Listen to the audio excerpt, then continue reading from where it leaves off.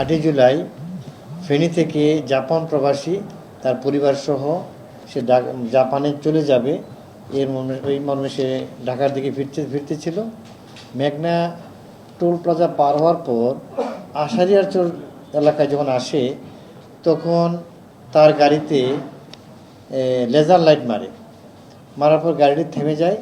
তখন 5-6 জন ডাকাত ওরা তার গাড়ি থেকে তার সাথে প্রায় 15-16 ভরি স্বর্ণ, vanity bag, trolley, mobile phone নিয়ে যায় এবং এই ঘটনাটি সামাজিক যোগাযোগ মাধ্যমে খুব ভাইরাল হয় এবং সারা দেশে এই খবরটা ছড়িয়ে পরে আমাদের সোনারগাঁ থানার একযোগেশ টিম বেশ কয়েকদিন কাজ করে তাদের কক্সবাজার চট্টগ্রাম এলাকা থেকে তাদের ঢাকার সর্দার কবির সহ তার সাথে থাকা সবাইকে অ্যারেস্ট করে এবং তাদের দেখানো মতে স্বর্ণ উদ্ধার হয় এবং তার ভ্যানিটি ব্যাগ, ট্রলি এবং তার যে স্কুল ব্যাগ একটা বাচ্চার, এই সবগুলি উদ্ধার হয় এবং যারা বাদী পক্ষের তারা তাদের মালপত্র চিনেছে।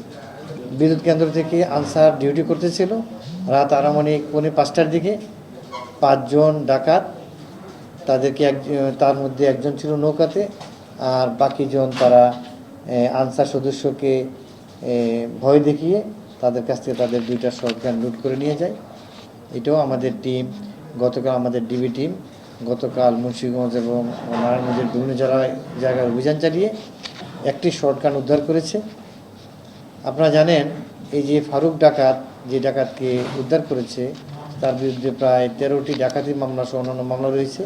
তারা নদীপথে ডাকাতি করে এবং মাদকের সাথে